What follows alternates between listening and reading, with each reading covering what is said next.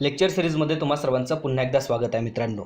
इयत्ता 12वीच्या अर्थशास्त्रापासून आपण या लेक्चर सिरीजला सुरुवात करीत आहोत। त्यामध्ये आज एक महत्त्वाचा घटक तो म्हणजे राष्ट्रीय उत्पन्न हा घटक आज आपण अभ्यासणार आहोत। तुम्हा सर्वांना माहितीच आहे की या लेक्चर सिरीजचा एक भाग म्हणजे मोफत ऑनलाईन टेस्ट। तुम्हा सर्वांना प्रत्येक घटकावर आधारित मोफत ऑनलाईन टेस्ट सुद्धा तुम्हाला आमच्या ॲप्लिकेशनवर देता येणार आहे। त्यासाठी न्यू इंडिया करियर फोरमचं ॲप तुम्हाला डाउनलोड करायचं आहे। खाली डिस्क्रिप्शन बॉक्समध्ये त्याची लिंक दिलेली आहे किंवा तुम्ही डायरेक्टली प्ले स्टोअरवर न्यू इंडिया करियर फोरम असं सर्च कराल तरी ते ॲप्लिकेशन तुम्हाला डाउनलोड करता येईल। त्यामध्ये सांगण्याचा हेतू काय आहे की जेव्हा आपण एखाद्या घटकाचा अभ्यास करतो, एखादा लेक्चर ऐकतो तर त्या लेक्चरचा फायदा होणे फार गरजेचं आहे, ना की फक्त एक आपण टाइमपास म्हणून यूट्यूबवर काहीतरी सर्च करायचं, ते लेक्चर पाहायचं, त्याच्यानंतर पुन्हा एक कुठेतरी ब्राउज करायचं, पुन्हा एक लेक्चर पाहायचं, मधातच कुठला तरी इतिहास वाचायचा, मग भूगोल वाचायचा। ह्या सगळ्या गोष्टी आता कुठेतरी आपल्याला बंद कराव्या लागतील जर तुम्हाला स्पर्धा परीक्षेचा सिरियसली अभ्यास करायचा असेल तर टू द पॉईंट सिलेबसनुसार आणि ज्या गोष्टी कामाच्या आहेत त्याच तुम्हाला करायच्या आहेत। आता इतरत्र कुठेही वेळ घालायचा नाही आहे, त्यामुळे तुम्ही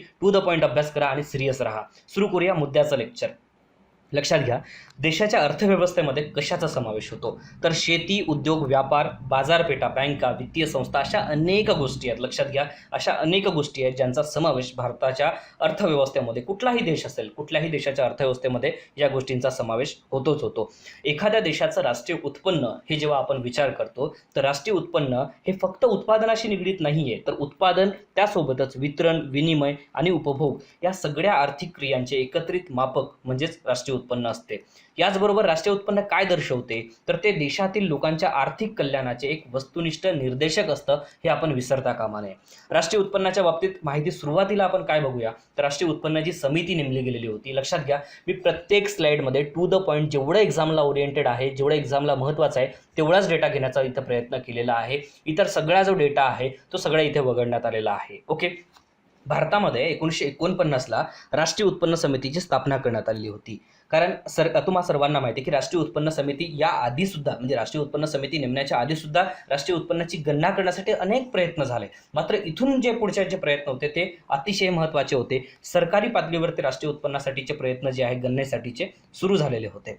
1949च्या म्हणजे ऑगस्ट 1949 यावर आयोगाने ऑलरेडी प्रश्न विचारला की ती समिती कधी स्थापन झाली। ऑगस्ट 1949च्या समितीमध्ये कोण इतर सदस्य होते आणि अध्यक्ष कोण होते तर प्राध्यापक PC महालनोबिस हे त्याचे अध्यक्ष होते आणि या समितीमधले जे दोन सदस्य होते त्यांच्या नावावर सुद्धा क्वेश्चन्स विचारलेत। Doctor D.R. गाडगीळ आणि डॉक्टर V.K.R. राव हे त्यामध्ये सदस्य होते। हा भाग आपल्याला विसरता कामा नये। सध्या राष्ट्रीय उत्पन्नाचं मापन कोण करते तर CSO ही जी संघटना आहे ती राष्ट्रीय उत्पन्नाचं मापन करते। लक्षात घ्या, राष्ट्रीय उत्पन्नाची जी व्याख्या राष्ट्रीय उत्पन्न समितीने जी केली होती ती काय म्हणते। राष्ट्रीय उत्पन्न म्हणजे एखाद्या विशिष्ट कालखंडामध्ये निर्माण करण्यात आलेल्या वस्तू व सेवांचे दुहेरी मोजदाद न होऊ देता केलेलं मापन। याच्यामध्ये दोन गोष्टी तुम्हाला टू द पॉईंट लक्षात घ्यायच्या आहेत। कोणत्या? विशिष्ट कालखंड। लक्षात घ्या, विशिष्ट कालखंड। विशिष्ट कालखंड म्हणजे काय? जनरली आपल्याकडे काय आर्थिक वर्ष हे 1 एप्रिल ते 31 मार्च या दरम्यान आपलं आर्थिक वर्ष असतं। या एक वर्षात म्हणजे या एक आर्थिक वर्षामध्ये राष्ट्रीय उत्पन्नाचा जो काही आहे म्हणजे राष्ट्रीय उत्पन्नाचा जो काही समावेश आहे या एका आर्थिक वर्षामध्ये ज्या गोष्टी घडतात, राईट, मग त्यामध्ये ज्या वस्तू आणि सेवांचं उत्पादन आपण घेतो त्यांची दुहेरी मोजदाद करायची नाही आहे। म्हणजे सपोजली लक्षात घ्या, साखर निर्मिती झाली आहे, राईट, मग साखर निर्मिती करत असताना कच्चा माल म्हणून ऊसाचा वापर करण्यात आला, मग ऊसाचं सुद्धा उत्पन्न विचारात घेतलं जाईल आणि साखरेचं सुद्धा उत्पन्न विचारात घेतलं जाईल तर GDP असा फुगायला लागेल, राईट। त्यामुळे इथे काय केलं जातं की एखाद्या मग कुठली वस्तू असेल किंवा सेवा असेल त्या वस्तू आणि सेवांचं दुहेरी मोजदाद होऊ दिलं जात नाही, फक्त आणि फक्त अंतिम वस्तू आणि सेवांचाच विचार यामध्ये केला जातो, राईट। राष्ट्रीय उत्पन्नाची इतर वैशिष्ट्य काय आहे आपण ते सुरुवातीला पाहूया। राष्ट्रीय उत्पन्न हे स्थूल आर्थिक संकल्पना आहे। यावरून आपल्याला काय समजतं? राष्ट्रीय उत्पन्न हे एखाद्या व्यक्तीशी संबंधित नाहीये। लक्षात घ्या, ओके, राष्ट्रीय उत्पन्न हे काय आहे? एखाद्या व्यक्तीशी संबंधित नाही आहे, तर ते संपूर्ण अर्थव्यवस्थेतील उत्पन्नाचे प्रतिनिधित्व करते। त्यामुळे ही जी संकल्पना आहे ती स्थूल आर्थिक संकल्पना आहे असं आपण नक्कीच म्हणू शकतो। दुसरं या राष्ट्रीय उत्पन्नाचं वैशिष्ट्य काय आहे तर राष्ट्रीय उत्पन्नामध्ये अंतिम वस्तू आणि सेवा यांचाच विचार केला जातो। मी जसं याआधी तुम्हाला सांगितलं, कारण दुहेरी मोजणे जी आहे किंवा दुहेरी गणना जी आहे ती टाळण्यासाठी अंतिम वस्तू आणि सेवांचाच इथं विचार केला जातो। नेक्स्ट वैशिष्ट्य काय आहे तर निव्वळ समग्र मूल्य। निव्वळ समग्र मूल्य याचा अर्थ काय होतो की याच्यामध्ये उत्पादित ज्या वस्तू आहेत ज्या राष्ट्रीय उत्पन्नामध्ये आपण मोजणार आहोत किंवा सेवा असतील, वस्तू किंवा सेवा, यांचा निव्वळ मूल्य, याचा अर्थ काय, ज्यामध्ये घसारा जो आहे, डिप्रिसिएशन जो आहे, याचा विचार केला जात नाही. म्हणजे उदाहरणार्थ भांडवली वस्तूंची जी होणारी झीज आहे याच्यामध्ये विचारात घेतली जात नाही. राईट. निव्वळ समग्र मूल्य याचा विचार केला जातो, ज्याला आपण जसं आपण NDP म्हणतो बघा. मग नेट डोमेस्टिक प्रोडक्टमध्ये आपण काय करतो की GDP minus depreciation is equal to NDP असं आपण तुम्हा सर्वांना माहिती आहे. मग NDP मधचा इथं विचार केला जातो. त्यामुळे ही गोष्ट आपल्याला इथे लक्षात घ्यायला पाहिजे. निव्वळ समग्र मूल्य, ज्यामध्ये घसाऱ्याचा समावेश केला जात नाही. पुन्हा एकदा सांगतो. ओके. दुसरं अजून वैशिष्ट्य आहेत काही, त्यामध्ये काय की निव्वळ विदेशी उत्पन्न. मग याच्यामध्ये काय होतं की तुम्हाला X-M ही संकल्पना तुम्हाला सर्वांना माहिती आहे. राईट. मग याच्यामध्ये काय होतं की निर्यात मूल्य आणि आयात मूल्य. राईट. निर्यात मूल्य आणि आयात मूल्य, आपण असंही म्हणू शकतो की परदेशातून मिळालेलं उत्पन्न आणि परदेशाला दिलेली जी देणी आहे यामधला जो फरक आहे तो इथे विदेशी निव्वळ मूल्यामध्ये विदेशी निव्वळ उत्पन्न जे आहे यामध्ये विचारात घेतला जातो. ही एक गोष्ट आपल्याला इथे राष्ट्रीय उत्पन्नाच्या वैशिष्ट्यामध्ये नमूद करावीशी वाटेल. दुसरी एक गोष्ट अशी आहे की आर्थिक वर्षाच्या बाबतीतली, तर प्रत्येक राष्ट्रीय उत्पन्नाचं मोजणा करत असताना कुठला ना कुठला एक काळ लक्षात घेणं फार गरजेचं आहे. आपल्याकडे जनरली 1 एप्रिल ते 31 मार्च हा जो कालावधी आहे हे एक आर्थिक वर्ष म्हणून गणलं जातं. त्याच्यामुळे हे एक आर्थिक वर्ष हे राष्ट्रीय उत्पन्नाचं वैशिष्ट्य आहे असं आपण म्हणू शकतो. बाकी पुढे आणखी जर आपण पाहिलं तर प्रवाही संकल्पना आहे राष्ट्रीय उत्पन्न. कारण आर्थिक वर्षाच्या कालावधीमध्ये अर्थव्यवस्थेमध्ये उत्पादित वस्तू आणि सेवांचा जो प्रवाह आहे ही दर्शवण्याचं कार्य ही राष्ट्रीय उत्पन्नाच्या संकल्पनेमधून आपल्याला दिसून येतं. त्यामुळे राष्ट्रीय उत्पन्नाची ही संकल्पना प्रवाही संकल्पना आहे असं आपण म्हणू शकतो. त्यानंतर नेक्स्ट महत्त्वाचा भाग आहे तो म्हणजे पैशात व्यक्त केलेले मूल्य. तर राष्ट्रीय उत्पन्न नेहमी पैशामध्ये व्यक्त केलं जातं. ज्या वस्तू आणि सेवांच्या स्वरूपातील मूल्य, विनिमय मूल्य असते, ज्या आपण वस्तू आणि सेवांचा समावेश याच्यामध्ये करतो, तर अशाच वस्तू आणि सेवांचा समावेश राष्ट्रीय उत्पन्नामध्ये केला जातो ज्यांचं विनिमय मूल्य हे पैशामध्ये असतं. त्यामुळे अशा अनेक गोष्टी आहेत ज्या राष्ट्रीय उत्पन्नाच्या वैशिष्ट्यांमध्ये येतात. की राष्ट्रीय उत्पन्नाचा चक्रीय प्रवाह काय दर्शवतो. लक्षात घ्या, राष्ट्रीय उत्पन्नाचे चक्रीय प्रवाह असतात. मग कुटुंब संस्था काय करतात. आता कुटुंब संस्था काय करतात तर भूमी, श्रम, भांडवल आणि संयोजक हे ज्या गोष्टी आहेत म्हणजे हे उत्पादनाचे घटक आहेत. लक्षात घ्या, तुम्हाला इथे स्लाइडवर दिसत आहेत भूमी, श्रम, भांडवल आणि संघटक हे काय उत्पादनाचे घटक आहेत. उत्पादनाचे घटक प्रोव्हाइड करण्याचं काम कोण करतं, कुटुंब संस्था करतात. उत्पादनाच्या घटकांना जो मोबदला दिला जातो तो कोणाकडून दिला जातो, उत्पादन संस्थेकडून दिला जातो. तो कशा स्वरूपात दिला जातो, खंड, वेतन, व्याज आणि नफा. राईट. कशा स्वरूपात दिला जातो, खंड, वेतन, व्याज आणि नफा या स्वरूपात उत्पादनाच्या घटकांना मोबदला दिला जातो. उत्पादनाच्या घटकांचा वापर करून, मी काय बोलतो त्याकडे बारकाईने लक्ष द्या, उत्पादनाच्या घटकांचा वापर करून उत्पादन संस्था काय करते, वस्तू आणि सेवांची निर्मिती करते. लक्षात घ्या, इथे तुम्हाला 2 गोष्टी दिसत असतील बघा, या कलरमध्ये गोष्टी दिसत आहेत, या कलरमध्ये आणि या कलरमध्ये सुद्धा तुम्हाला दिसत आहेत. राईट. जेव्हा पहिला म्हणजे सर्वात जो भाग बाहेरचा जो भाग आहे म्हणजे भूमी, श्रम, भांडवल आणि संयोजक हे काय आहेत, उत्पादनाचे घटक आहेत. राईट. ही कुटुंब संस्था काय करते, कोणाला, उत्पादन संस्थेला भूमी, श्रम, भांडवल आणि संयोजक हे उत्पादनाचे घटक प्रोव्हाइड करते. या घटकांचा वापर करून उत्पादन संस्था वस्तू आणि सेवांची निर्मिती करते आणि ही वस्तू आणि सेवा कुटुंब संस्थेसाठी करते. लक्षात घ्या. राईट. त्यामुळे जेव्हा भूमी, श्रम, भांडवल, संयोजक हे उत्पादन घटक कुटुंब संस्थेकडून प्रोव्हाइड केले जातात त्याचवेळी उत्पादन संस्थेकडून खंड, वेतन, व्याज आणि नफा हे उत्पादन घटकांना दिल्या जाणारे जे मोबदला आहे ते कुटुंब संस्थेला दिले जातात. राईट. मग लक्षात घ्या, यांच्याकडे जो काही कुटुंब संस्थेला जो काही आता मोबदला मिळालेला आहे खंड, वेतन, व्याज आणि नफ्याचा, हा सगळा कुठे खर्च केला जातो तर वस्तू आणि सेवांच्या उपभोग खर्चावर केला जातो. म्हणजे अप्रत्यक्षरित्या आपण काय म्हणतो बघा की ही जी संपूर्ण सायकल आहे म्हणजे कुटुंब संस्था यांना प्रोव्हाइड करणार, हे यांना प्रोव्हाइड करणार, हे यांना प्रोव्हाइड करणार, हे यांना प्रोव्हाइड करणार, अशी जी संपूर्ण सायकल जी आहे ती सतत चालू राहते. त्यामुळे राष्ट्रीय उत्पन्नाचे चक्रीय प्रवाह हे आपल्याला इथे दिसून येतं. लक्षात घ्या. ओके. आपण जीडीपीचा विचार करूया. स्थूल देशांतर्गत उत्पादन म्हणजे जीडीपी म्हणजे एक्झॅक्टली काय आहे. लक्षात घ्या, तर दिलेल्या वर्षामध्ये देशाच्या भौगोलिक सीमारेषेच्या आत, मी आता काही गोष्टींना अंडरलाईन करतो, तुम्ही सुद्धा वही आणि पेन जर सोबत घेतला असाल तर तुम्ही ह्या गोष्टीच्या अंडरलाईन करून घ्या किंवा नोट डाऊन करून घेण्याचा प्रयत्न नक्कीच करा. राईट. दिलेल्या आर्थिक वर्षामध्ये देशाच्या भौगोलिक सीमारेषेच्या आत उत्पादित होणाऱ्या अंतिम वस्तू व सेवांचे बाजारभावानुसार देणारे मूल्य. लक्षात घ्या, घटक मूल्य विचारात घेतलं जात नाही इथे, बाजारभावानुसार येणारे मूल्य जे आहे म्हणजेच काय, स्थूल देशांतर्गत उत्पादन होय. जीडीपी इज इक्वल टू सिग्झम, मी सिग्झम असा उल्लेख करेल त्याचा, S+I+G plus X minus M. याचा अर्थ मी पुढे सर्वांना सांगणार आहे, राईट. सी मीन्स काय आहे, आय मीन्स काय आहे, जी मीन्स काय आहे. स्थूल देशांतर्गत उत्पादन म्हणजे पुन्हा एकदा लक्षात घ्या की दिलेल्या आर्थिक वर्षात, मी असं म्हणेन, मी डायरेक्ट आर्थिक वर्षाचा उल्लेख का करतोय की कुठलं तरी पर्टिक्युलर वर्ष, याचाच अर्थ आपल्याकडे आर्थिक वर्ष आपण असं म्हणूया 1 एप्रिल ते 31 मार्च, राईट. मग दिलेल्या वर्षामध्ये देशाच्या भौगोलिक सीमारेषेच्या आत उत्पादित होणाऱ्या अंतिम वस्तू व सेवांचे बाजारभावानुसार येणारे मूल्य म्हणजे स्थूल देशांतर्गत उत्पादन होय. GDP is equal to C plus I plus G. मग सी याचा अर्थ काय, कन्झम्पशन. लक्षात घ्या, खाजगी अंतिम उपभोग खर्च असं त्याला म्हटलं जातं. त्याच्यामध्ये कुठल्या गोष्टींचा समावेश होतो ते आपण पुढे पाहणार आहोत. फक्त सी म्हणजे काय तर कन्झम्पशन, ही गोष्ट तुम्ही नेहमी लक्षात ठेवा, ठीक आहे.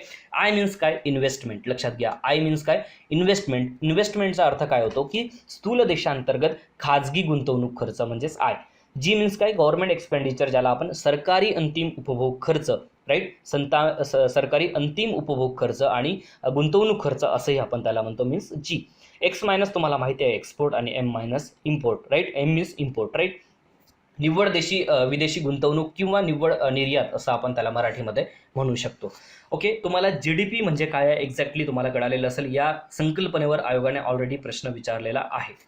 पुढचा भाग काय आहे बघा, निव्वळ देशांतर्गत उत्पादन, ज्याला आपण NDP म्हणतो. तर देशाच्या भौगोलिक सीमारेषेत एका वर्षाच्या कालावधीमध्ये, देशाच्या भौगोलिक सीमारेषेत एका वर्षाच्या कालावधीमध्ये उत्पादित केलेल्या सर्व अंतिम वस्तू व सेवा यांचे बाजारभावानुसार येणारे स्थूल मूल्य म्हणजे निव्वळ देशांतर्गत उत्पादन होय. ज्याला आपण मगाशी सुद्धा मी तुम्हाला सांगितलं की NDP इज इक्वल टू काय, GDP मायनस डिप्रेसिएशन. म्हणजे घसारा इथे वजा करत असाल तर तुम्हाला निव्वळ देशांतर्गत उत्पादन सापडेल, म्हणजे NDP सापडेल, राईट.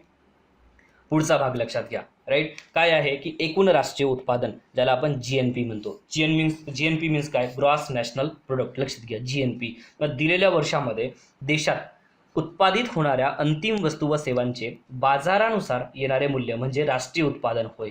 यामध्ये बाजारभावानुसार किमतीचा विचार केला जातो. GNPचं सूत्र तुम्हाला इथे दिसत आहे, C plus I plus G plus X minus M plus R minus P, right. मग हे जे काही आहे, जसं मी तुम्हाला एक्स मायनस एम हे तुम्हाला सांगितलं आणि मगाशी जे सांगितलं होतं की परदेशांमधून, लक्षात घ्या, परदेशांमधून भारतीयांनी मिळवलेलं उत्पन्न हे आपल्या उत्पन्नामध्ये म्हणजे नॅशनल इन्कममध्ये आपण प्लस करतो आणि परदेशी नागरिकांनी इथून जे उत्पन्न कमावलं तर ते त्या देशांच्या उत्पन्नामध्ये प्लस करतील, बरोबर की नाही. त्याच्यामुळे हा आर मायनस पीचा जो भाग आहे तो आपण पुढे सुद्धा डिस्कस करणार आहोत. मात्र GNP साठी तुम्हाला सूत्रामध्ये आर मायनस पीचा समावेश होतो हे आपल्याला नेहमी लक्षात ठेवावं लागेल. ओके, पुढचा भाग बघा, निव्वळ राष्ट्रीय उत्पादन म्हणजे NNP इज इक्वल टू काय आहे तर NNP plus GNP minus depreciation. मगाशी जसं आपण पाहिलं NDP म्हणजे काय, GDP मायनस डिप्रेसिएशन, तर इथे NNP बरोबर काय तर GNP मायनस डिप्रेसिएशन, राईट. निव्वळ राष्ट्रीय उत्पादन म्हणजे एका वर्षामध्ये देशात उत्पादित झालेल्या निव्वळ वस्तू आणि सेवांचे उत्पादन म्हणजे NNP होय, राईट. आता हरित स्थूल राष्ट्रीय उत्पादन, याच्यावर आयोगाने ऑलरेडी राज्यसभेच्या पूर्वपरीक्षेमध्ये प्रश्न विचारलाय. हरित स्थूल राष्ट्रीय उत्पादन नैसर्गिक पर्यावरणाचा शाश्वत वापर. लक्षात घ्या, नैसर्गिक पर्यावरणाचा शाश्वत वापर. त्याचा अर्थ काय होतो, शाश्वत वापर म्हणजे अशा पद्धतीने वापर करणे जेणेकरून पुढची जी येणारी पिढी आहे त्यांना ती गोष्ट कमतरता भासायला नको किंवा ती गोष्ट नष्ट व्हायला नको. म्हणजे त्याचा अशा पद्धतीने वापर करायचा जेणेकरून पर्यावरणाचा सगळा समतोल साधेल आणि आपला जो विकास आहे तो सुद्धा आपण करू, राईट. म्हणजे हरित स्थूल राष्ट्रीय उत्पादन मध्ये नैसर्गिक पर्यावरणाचा शाश्वत वापर आणि विकासाच्या लाभांचे न्याय वितरण. फक्त एवढंच नाहीये की नैसर्गिक गोष्टींचा विचार करायचा इथे, तर विकासाचे लाभ जे आहेत त्याचे न्याय वितरण असलं पाहिजे, ही गोष्ट सुद्धा समाविष्ट आहे. म्हणजेच काय तर ग्रीन GNP असा आपण त्याचा उल्लेख करतो. हरित स्थूल राष्ट्रीय उत्पादन पर्यावरणीय प्रदूषण आणि नैसर्गिक स्रोतांचे प्रमाण उत्पादनामुळे कमी होणार नाही याचा विचार करते. पुढच्या स्लाइडमध्ये तुम्हाला अजून क्लिअर होईल की काय की हरित स्थूल राष्ट्रीय उत्पादनाची संकल्पना ही शाश्वत आर्थिक विकासामुळे पर्यावरणीय प्रदूषण व्यवस्था आणि नैसर्गिक संसाधनांची कमतरता निर्माण होत नाही. पहिली गोष्ट. दुसरी गोष्ट काय आहे की विकासाच्या लाभांचे न्याय वितरण करणे, ही दुसरी गोष्ट याच्यामध्ये समाविष्ट होते. आणि दीर्घकालीन आर्थिक कल्याणासाठी प्रोत्साहन देणे हे सुद्धा याच्यामध्ये समाविष्ट होते. हे सूत्राच्या स्वरूपात जर आपण सांगायचं झालं तर green GNP is equal to काय आहे की GNP minus net fall in the natural capital. म्हणजे काय की नैसर्गिक भांडवल साठ्यातील निव्वळ घसरण हे काय दर्शवते आपल्याला लक्षात घ्या, नैसर्गिक भांडवल साठ्यातील निव्वळ घसरण हे आपल्याला त्या देशाचा हरित विकास किती होत चाललेला आहे, म्हणजे त्या देशाचा जो काही राष्ट्रीय उत्पादनाची जी संकल्पना आपण म्हणतो बघा, एखादा देश प्रचंड मोठ्या प्रमाणात जीडीपीचं उत्पादन म्हणजे जीडीपी मोठ्या प्रमाणात आहे, वस्तू आणि सेवांचं प्रचंड मोठ्या प्रमाणात उत्पादन घेतो आहे, त्याचा जीडीपी खूप मोठा आहे, परंतु प्रचंड मोठ्या प्रमाणावर पर्यावरणाची नाश होत आहे, नासधूस होत आहे. मग याचा अर्थ आपण असं म्हणू शकतो का की तो देश विकास पावला आहे किंवा तो देश विकसित होत आहे? तर तसं नाही, राईट. त्यामुळे हरित स्थूल राष्ट्रीय उत्पादनामध्ये ही गोष्ट महत्त्वाची आहे की नैसर्गिक भांडवल साठ्यातील निव्वळ घसरण किती झाली याच्यावरून तुमचा ग्रीन जीएनपी किती आहे तो काढला जातो, राईट. तुम्हाला काय म्हणायचं लक्षात आलेलंच असेल. आता आपण महत्त्वाच्या भागाकडे जात आहोत, ते म्हणजे राष्ट्रीय उत्पन्नाच्या पद्धती ज्या आहेत मोजण्याच्या, राष्ट्रीय उत्पन्न कसं मोजलं जातं या पद्धतींकडे. एक एक करून आपण या पद्धती पाहूया. राष्ट्रीय उत्पन्नाच्या मोजण्याच्या 3 पद्धती आहेत, हे नेहमी डोक्यात लक्षात ठेवा. उत्पादन पद्धत, उत्पन्न पद्धत आणि खर्च पद्धत. यावर 1000 वेळा प्रश्न आयोगाने विचारलेला आहे आणि तो पुढेही विचारणार आहे. राष्ट्रीय उत्पन्न मोजण्याची जी पद्धत आहे, राष्ट्रीय उत्पन्न मोजण्याची उत्पादन पद्धत किंवा मालसाठा पद्धत ज्याला आपण म्हणतो, मालसाठा पद्धत असा एक पर्टिक्युलर शब्द त्याला यूज केला जातो. ही मालसाठा पद्धत राष्ट्रीय उत्पन्न पद्धत म्हणूनही ओळखली जाते. या पद्धतीनुसार राष्ट्रीय उत्पन्नाचे मापन करण्यासाठी उत्पादनावर लक्ष केंद्रित केलं जातं. कशावर? उत्पादनावर लक्ष केंद्रित केलं जातं. पुढे आपण सविस्तर पाहूया की एका वर्षाच्या कालावधीमध्ये उत्पादित केलेल्या अंतिम वस्तू तयार होईपर्यंत वस्तूच्या उत्पादनातील प्रत्येक टप्प्यात झालेल्या वर्धित मूल्यांची बेरीज करून राष्ट्रीय उत्पन्नाचे मापन केलं जातं. याचा अर्थ ती मूल्यवर्धन पद्धत आहे असं आपण लक्षात घ्यायला पाहिजे. लक्षात घ्या, राईट, की स्थूल राष्ट्रीय उत्पादनाचे दुहेरी मापन टाळण्यासाठी उत्पादन पद्धतीमध्ये 2 पर्यायी पद्धती सांगितलेल्या आहेत. एक म्हणजे अंतिम वस्तू पद्धत आणि मूल्यवर्धित पद्धत. मी तुम्हाला अंतिम वस्तू पद्धतीच्या बाबतीत याआधी सुद्धा बोललोय की आपण जेव्हा राष्ट्रीय उत्पन्नाची मोजणी करतो किंवा मोजमाप करतो त्यावेळेस अशा वस्तू घेतल्या जातात ज्या फक्त आणि फक्त अंतिम वस्तू आहेत. लक्षात घ्या, राईट. त्या पुनर्विक्रीसाठी विचारात घेतलेल्या नसतात. अंतिम वस्तूमध्ये ही गोष्ट सुद्धा लक्षात घ्या, ज्या फक्त आणि फक्त कन्झम्पशनसाठी किंवा इन्व्हेस्टमेंटसाठी म्हणजे गुंतवणुकीसाठी आणि उपभोगासाठीच घेतलेल्या असतात. तर त्याची पुनर्विक्री करण्यासाठी त्या गोष्टी घेतलेल्या नसतात. त्यामुळे अंतिम वस्तू आणि सेवांचाच इथे विचार केला जातो. आता मूल्यवर्धन पद्धत एक्झॅक्टली काय आहे ते एका चित्राच्या माध्यमातून आणि एका उदाहरणाच्या माध्यमातून आपल्याला व्यवस्थित कळेल, व्यवस्थित समजेल, राईट. आता उत्पादनाची जी पायरी आहे, आता आपण काय करत आहोत, एक शर्टची निर्मिती करत आहोत, राईट. मग शर्टची अंतिम किंमत काय आहे बघा, अंतिम वस्तू काय आहे, 500 रुपये ही शर्टची अंतिम वस्तू आहे. परंतु जो कच्चा माल त्याला लागलेला आहे म्हणजे कापूस हा लागलेला आहे, बरोबर आहे. मग उत्पादनाचे बाजार मूल्य किती? 150 रुपये. सूत किती लागला? 250 रुपये. म्हणजे सूत किती लागला असं नाही म्हणायचं मला, की सुरुवातीला 150 रुपयाचं काय लागला? कच्चा कापूस लागला, राईट. मग कापूस लागल्यानंतर कापसापासून आपण काय केलं? सूत तयार केलं. सुतापासून आपण काय केलं? कापड तयार केलं. कापूस जेव्हा एक ए नावाची व्यक्ती आहे, त्या ए नावाच्या व्यक्तीने कापूस घेतलं किंवा कापूस उत्पादित केलं असं आपण म्हणूया. मग ए नावाच्या व्यक्तीने कापूस उत्पादित केलं, त्या ए नावाच्या व्यक्तीने बी नावाच्या व्यक्तीला तो कापूस विकला, राईट. मग बी नावाच्या व्यक्तीने त्यापासून सूत तयार केलं, त्या व्यक्तीने सी नावाच्या व्यक्तीला विकलं आणि सी नावाच्या व्यक्तीने त्या वस्तूला, त्या सुतापासून एक कापड तयार केलं आणि त्या कापडाची अंतिम किंमत किती झाली? 500 रुपये झाली. मग आता आदानांचं मूल्य आपल्याला इथे जर आपण ॲड करत गेलो म्हणजे बघा, 150 रुपयाचा कापूस होता, त्यानंतर जेव्हा तो सूत तयार झाला त्याची व्हॅल्यू किती झाली? 250 रुपये झाली. म्हणजे आदानांचं मूल्य किती होतं? 150 होतं, बरोबर आहे की नाही. मग वर्धित मूल्य किती आहे? वर्धित मूल्य 100 रुपये आहे. कसं काय? तर 250 मध्ये 150 मध्ये 100 जेव्हा ॲड झाले तेव्हाच 250 तयार झाले, बरोबर की नाही. मग आता जेव्हा कापड तयार झाले त्यावेळेस वर्धित मूल्य किती होतं? 150 रुपये होतं. म्हणजे 250 रुपयामध्ये तुम्ही 150 रुपये वाढवलात, राईट. म्हणजे तेव्हा कापड तयार झाला. तर अशा प्रकारे हे जे वर्धित मूल्य जे आहे यांची जेव्हा बेरीज केली जाते तेव्हा ती वर्धित मूल्य म्हणजेच त्या वस्तूची अंतिम किंमत असते. लक्षात घ्या, राईट. म्हणूनच मूल्यवर्धनामध्ये काय केलं जातं की जे काही प्रत्येक म्हणजे वस्तू आणि सेवांच्या निर्मितीच्या प्रक्रियेमध्ये टप्प्याटप्प्यावर त्याचे जे वर्धित मूल्य वाढत जाते त्याची बेरीज केली जाते आणि ती बेरीज म्हणजेच त्या वस्तूचं अंतिम मूल्य असतं. त्यालाच आपण मूल्यवर्धन पद्धत असे म्हणतो. तुम्हाला आता मला काय म्हणायचं हे लक्षात आलेलं असेल.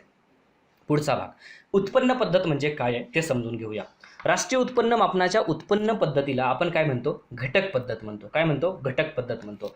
घटक खर्चानुसार राष्ट्रीय उत्पन्न पद्धती असंही तिला म्हटलं जाते.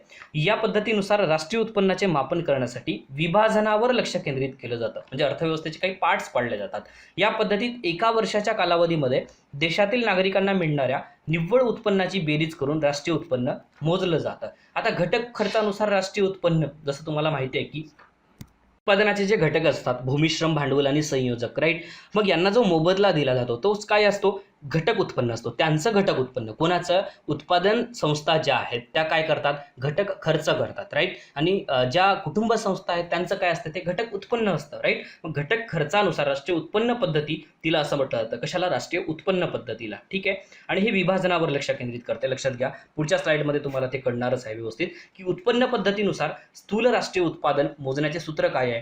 तर लक्षात घ्या, national income is equal to rent, wages, interest, profit plus mix income plus net income from abroad, असा त्याचा अर्थ होतो. याचा अर्थ काय आहे की लक्षात घ्या, भूमी, श्रम, भांडवल आणि संयोजक यांना जो मोबदला दिला जातो, राईट, भूमी, श्रम, भांडवल आणि संयोजक यांना जो मोबदला दिला जातो तोच आहे की रेंट, वेजेस, इंटरेस्ट, प्रॉफिट हे जे आहेत भूमी, श्रम, भांडवल आणि संयोजकाचा काय मोबदला आहे. याच्यामध्ये काय ॲड केलेलं आहे, मिक्स इन्कम ही गोष्ट ॲड केलेली आहे. मग याचा अर्थ काय, मिश्र उत्पन्न त्याला आपण म्हणतो. मग मिश्र उत्पन्न म्हणजे काय, तर स्वयंरोजगार केलेल्या व्यक्तीच्या मोबदल्याला आपण काय म्हणतो, मिश्र उत्पन्न म्हणतो. ते सुद्धा हे याच्यामध्ये ॲड केलं जातं. ही त्याच्यानंतर मग net income from abroad, net income from abroad याचा अर्थ काय आहे, निव्वळ विदेशी उत्पन्न. जसं मी तुम्हाला याआधी सांगितले की निव्वळ विदेशी उत्पन्न म्हणजे काय आहे, जेव्हा आपल्या भारतातील अनेक नागरिक परदेशामध्ये जाऊन काम करतायत, राईट, तिथे ते उत्पन्न कमवत आहेत, अनेक परदेशी नागरिक भारतामध्ये येऊन काम करतात, यांच्यातला जो फरक आहे तो इथे आपण ॲड करतो, तर यालाच आपण नेट इन्कम फ्रॉम अब्रॉड असं म्हणतो. आणि याच्यानुसार आपण नॅशनल इन्कम काढत असतो, ज्याला आपण उत्पन्न पद्धत असे म्हणतो, राईट. आता एवढ्या सोप्या भाषेत मी सांगण्याचा प्रयत्न केला तर नक्कीच तुम्हाला हे कळालेलंच असेल, राईट. पुढची गोष्ट, खर्च पद्धत. खर्च पद्धतीनुसार एका वर्षाच्या कालावधीमध्ये देशात होणाऱ्या एकूण खर्चाचे मोजमाप केले जाते. एका वर्षाच्या कालावधीमध्ये सर्व व्यक्ती, उद्योग संस्था, शासन यांनी केलेला जो उपभोगावरील खर्च आणि गुंतवणुकीवरील खर्च यांची बेरीज करून राष्ट्रीय उत्पन्न मोजलं जातं. याच्यामध्ये कशाचा समावेश होतो, तर खर्च पद्धतीनुसार स्थूल राष्ट्रीय उत्पादन मापनाची सूत्र जे आहेत, national income is equal to C plus I plus G plus X minus M plus R minus P, right. जसं मी मगाशी तुम्हाला उल्लेख केलेलाच आहे, सी मीन्स काय, consumptions, I means investment, G means government expenditure, X means export, M means import आणि R minus P म्हणजेच काय, निव्वळ जे विदेशी उत्पन्न आहे त्याचा आपण इथे विचार करतो. अशा पद्धतीने तुम्हाला तीनही मेथड मी सांगण्याचा प्रयत्न केला. आता आपण अजून खाजगी अंतिम उपभोग खर्च म्हणजे काय, जसं मी तुम्हाला C plus I plus G plus X minus M plus R minus P ह्या ज्या गोष्टी तुम्हाला सांगतोय याचा थोडक्यात अर्थ जाणून घेण्याचा प्रयत्न करा. खाजगी अंतिम उपभोग म्हणजे ज्याला सी आपण असं म्हणतो, सी मध्ये कशाचा समावेश होतो, तर खाजगी अंतिम उपभोग खर्च म्हणजे कुटुंबाने अन्न, वस्त्र यासारख्या वस्तूंवर केलेला खर्च ज्या लगेच वापरल्या जातात. लक्षात घ्या, टिकाऊ वस्तूवरील खर्च जसे गाडी, संगणक, दूरदर्शन, धुलाई यंत्र इत्यादीवरील खर्च म्हणजे काय, तर याच्यामध्ये दोन्ही गोष्टींचा म्हणजे कुटुंबाने अन्न, वस्त्र यासारख्या वस्तूवर केलेला खर्च ज्या लगेच वापरल्या जाणार आहेत, त्याच्यानंतर ज्या टिकाऊ वस्तू आहेत मग गाडी, संगणक, धुलाई मशीन यांचा, आणि काही सेवांचा म्हणजे वाहतूक आणि वैद्यकीय सेवा यांच्यावर जर एखादी व्यक्ती खर्च करत असेल म्हणजे हा खाजगी अंतिम उपभोग खर्च आहे. लक्षात घ्या, सीच्या बाबतीत बोलत आहोत आपण, तर ह्या सगळ्या गोष्टींचा समावेश आपण सी मध्ये करतो. ओके, पुढचा भाग काय आहे बघा, C plus I. I means काय आहे, तर इन्व्हेस्टमेंट, ज्याला आपण स्थूल देशांतर्गत खाजगी गुंतवणूक खर्च असं म्हणतो. खाजगी उद्योजकांनी पुनर्स्थापन, नवीनीकरण आणि नवीन गुंतवणुकीवर केलेला खर्च म्हणजे स्थूल देशांतर्गत खाजगी गुंतवणूक खर्च आपण ज्याला असं म्हणतो. तुम्हाला लक्षात ठेवण्यासाठी इथे चिन्ह दाखवलेलेच आहेत मी, जेणेकरून ते तुम्हाला लक्षात राहतील. आणि आणखी एक गोष्ट सांगायची आहे, मी ह्या सगळ्या गोष्टींची PDF मी माझ्या टेलिग्राम चॅनलवर टाकणारच आहे, त्याच्यामुळे तुम्ही टेन्शन घेऊ नका अजिबात. ओके, सरकारी अंतिम उपभोग खर्च आणि गुंतवणूक खर्च. जी मीन्स काय आहे, तर सरकारकडून प्रशासकीय सेवा, कायदा आणि सुव्यवस्था, संरक्षण, शिक्षण, आरोग्य इत्यादीवर केलेला जो खर्च असतो तो म्हणजे सरकारी अंतिम उपभोग खर्च होय. आणि सरकारी गुंतवणूक खर्च म्हणजे काय, तर रेल्वे, पूल, धरणे इत्यादी गोष्टी बांधल्या जातात सरकारकडून, जे आधारभूत संरचना निर्माण करण्यासाठी केलेला हा खर्च असतो, त्याचा सुद्धा आपण विचार जी मध्ये करतो. सी प्लस आय प्लस जी मध्ये काय येतं हे मी तुम्हाला आता सांगितलेलं असेल. निव्वळ विदेशी गुंतवणूक, निव्वळ निर्यात याचा अर्थ काय होतो की एका वर्षाच्या कालावधीतील देशाच्या निर्यात मूल्य आणि आयात मूल्यातील जो फरक असतो ज्याला आपण निव्वळ निर्यात असं म्हणतो. अशा प्रकारे एक महत्त्वाचं चॅप्टर आज आपण परीक्षाभिमुखरित्या पाहिलेलं आहे. यापुढेही आपण काही महत्त्वाचे चॅप्टर नक्कीच पाहणार आहोत. न्यू इंडिया करिअर फोरमच्या ऑनलाईन कोर्सेसविषयी तुम्हा सर्वांना माहितीच आहे. राज्यसेवेच्या पूर्व आणि मुख्यसाठी संपूर्ण वर्षभराचा ऑनलाईन इंटिग्रेटेड कोर्स आम्ही सुरू केलेला आहे. राज्यसेवेच्या सोबतच आपण PSI, STA, ASO साठी सुद्धा प्री आणि मेन्स असा सेपरेट कोर्स आम्ही सुरू केलेला आहे. तुम्हा सर्वांना ह्या सगळ्या गोष्टींची सविस्तर माहिती न्यू इंडिया करिअर फोरमच्या ॲप्लिकेशनवर मिळेल. त्यासाठी तुम्हाला न्यू इंडिया करिअर फोरमचं ॲप्लिकेशन डाउनलोड करायचं आहे. धन्यवाद.